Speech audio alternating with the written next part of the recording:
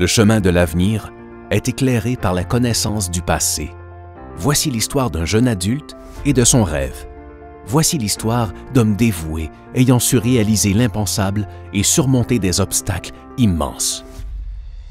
Voici l'histoire de Toyota. L'aventure commence avec Sakichi Toyoda. Le père de Sakichi était un menuisier local. Sa mère tissait des vêtements pour accroître les revenus de la famille. La jeunesse de Sakichi correspond à l'époque de la révolution industrielle en Occident. Pour rivaliser, le Japon devait joindre le mouvement ou alors être laissé pour compte. Quand le gouvernement japonais lança un appel aux inventeurs, Sakichi fut parmi les premiers à répondre. Sakichi, alors au début de la vingtaine, pensa immédiatement au dur labeur de sa mère. Il savait que sa première invention impliquerait d'améliorer le métier à tisser et, par conséquent, la vie de sa famille. En 1891, à l'âge de 24 ans, les innombrables heures de travail que Sakichi consacra à la confection d'un métier à tisser manuel en bois furent récompensées et il obtint son premier brevet. Cette invention lui permet de créer une entreprise rentable. 3 ans plus tard, après des améliorations continues, Sakichi était prêt à présenter sa nouvelle invention, le premier métier automatique, au Japon. Alors qu'il avait le succès à portée de main, la récession frappa le Japon. Sakichi Toyoda perdit son usine, ses employés et les droits de plusieurs machines qu'il avait inventées. Il fut contraint de démissionner de sa propre compagnie en 1910. Face à un avenir incertain, Sakichi se rendit aux États-Unis. Il fut surpris de constater les progrès industriels, surtout dans le domaine de l'automobile. Inspiré par ses voyages, Sakichi retourna au Japon et fonda une nouvelle entreprise en 1918, Toyoda Spinning and Weaving. Cette nouvelle société vendait le tissu qu'elle fabriquait. En 1929, Sakichi vendit les droits liés à son métier entièrement automatisé pour 1 million de yens. Il les offrit à son fils Kiichiro à une seule condition. Il devait utiliser l'ensemble de la somme pour financer des recherches en production automobile. Kiichiro s'attaqua au défi. Il commença son aventure en se rendant aux États-Unis pour visiter les premiers fabricants automobiles, comme son père l'avait fait des années plus tôt. Il retourna au Japon en 1930 pour entamer ses travaux sur la production automobile. Malheureusement, Sakichi Toyoda s'éteigna le 30 octobre de la même année. Endeuillé, Kiichiro s'est donné pour mission de réaliser le rêve de son père, construire la première automobile japonaise. La division automobile de Toyoda Automatic Loom Works fut ainsi créée en 1933. En 1934, il avait développé le premier prototype de moteur automobile japonais. En 1935, ils avaient accompli l'impossible, la création du modèle A1, premier prototype automobile de Toyota. Toyota avait repris la route du succès. C'est à ce moment que Toyota devint Toyota, la marque que nous connaissons tous aujourd'hui.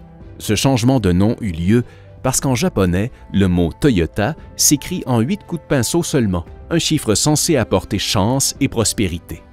L'année suivante marqua la naissance de Toyota Motor Corporation, qui allait dominer l'industrie pendant des décennies. Bientôt, il devint clair qu'une nouvelle usine de fabrication était nécessaire. Elle fut construite à Koromo, au Japon, ville maintenant connue sous le nom de Toyota City. Mais comme dans toute histoire de triomphe, l'entreprise a aussi traversé des moments plus difficiles. À la fin des années 1940, des événements internationaux poussèrent Toyota au bord de la faillite et Kiichiro Toyoda fut contraint de démissionner. Par respect pour lui, de nombreux travailleurs démissionnèrent volontairement. Cependant, avec l'usine de Koromo qui fonctionnait à plein régime, Toyota reprit le chemin de la prospérité en quelques années seulement. En 1952, alors que l'entreprise prenait toujours de l'ampleur, le dirigeant et mentor, Kiichiro Toyoda, s'éteignit. La fabrication fut alors confiée à Taiichi Ohno et Eiji Toyoda, le cousin de Kiichiro. Ensemble, Eiji et Taiichi examinèrent tous les aspects de l'usine. Ils apportèrent de nombreux changements pour améliorer la productivité. Ils réorganisèrent notamment les machines dans l'ordre où elles étaient utilisées. Cela permit d'améliorer la fluidité de la production ainsi que la productivité de l'entreprise. Dans les années 1950, Toyota était le premier constructeur automobile japonais. Cherchant de nouveaux horizons, l'entreprise commença à cibler le marché mondial sous la direction de Shotaro Kamiya. En 1955, Shotaro visita les États-Unis, où il remarqua un nombre croissant de petites voitures d'importation européennes.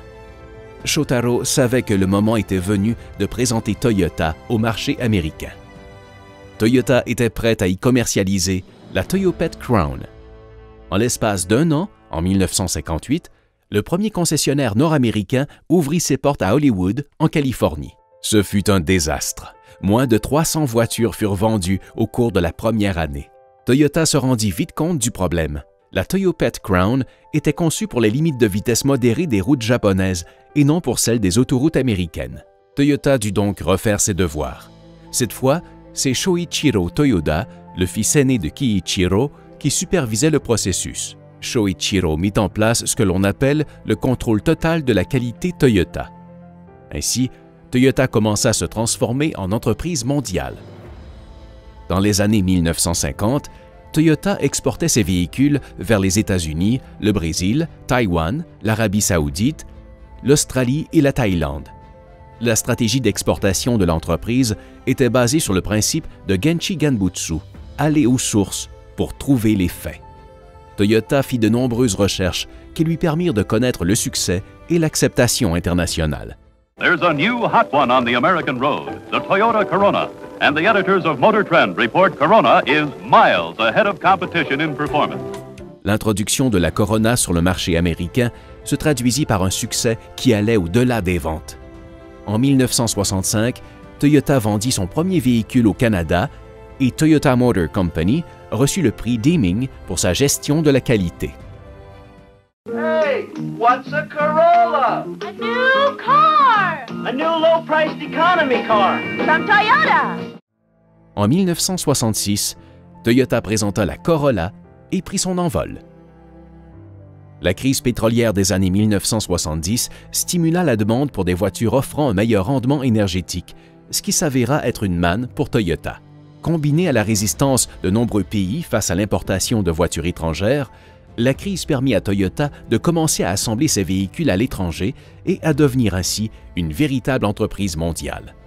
En 1984, Toyota ouvrit son usine New United Motor Manufacturing aux États-Unis. La nouvelle usine utilisait le système de production Toyota, ou TPS, lequel est basé sur une philosophie de respect mutuel et de confiance entre la direction et les employés, ainsi que sur la responsabilisation des membres de l'équipe. Peu de temps après, Toyota commença à ouvrir des usines de fabrication dans le monde entier. L'usine de Quotsui Motors à Taïwan, Toyota Manufacturing Kentucky et l'usine Toyota Motor Manufacturing Canada située à Cambridge, en Ontario.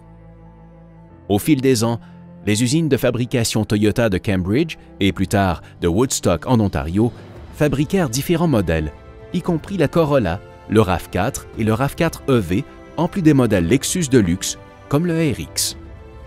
Le RX est un véhicule issu d'une longue lignée de modèles Lexus, à commencer par la Lexus LS lancée en 1989 après 6 ans de recherche et développement, 450 prototypes et 4,5 millions de kilomètres d'essais.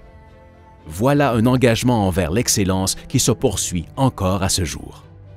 En 1993, Toyota lança le projet G21, maintenant connu sous le nom de Toyota Prius, le premier véhicule hybride produit en série. La Prius suscita une nouvelle vague d'enthousiasme. Elle était la preuve que les véhicules écologiques pouvaient être à la fois performants et amusants à conduire. Depuis la création de ce véhicule, Toyota a vendu plus de 10 millions d'hybrides dans le monde. En 2009, Akio Toyoda, petit-fils de Kiichiro Toyoda, fut nommé président de la Toyota Motor Corporation. Il apporta un esprit d'innovation dans l'entreprise. Passionné de sport automobile, Akio y infusa aussi l'esprit du wakudoki, que l'on pourrait traduire par un sentiment d'excitation palpitante. Cela entraîna une transformation à l'échelle de l'entreprise qui dynamisa à la fois la conception et les performances de tous les véhicules Toyota.